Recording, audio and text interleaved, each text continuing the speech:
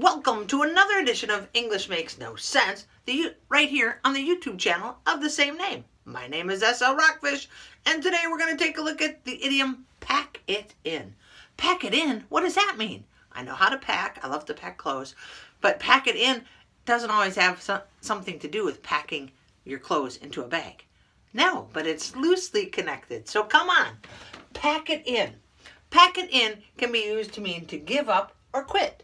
I hate this job. I'm going to pack it in. It goes back to when people would pack up their bags and leave to go to another town to start a new job. Oh, so they're going to pack it in. Yeah, they're going to give up or quit. I want to learn how to play the guitar, but I just can't do the frets and the strings and the chords. I'm going to pack it in and take a different hobby.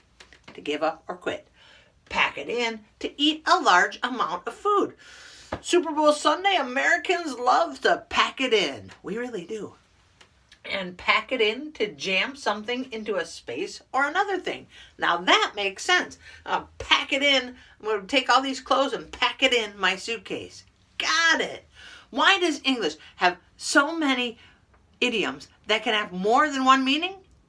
I don't know, but now you can read and understand this set of sentences. And I'm going to go slow because there's a lot to pack in. Are you ready?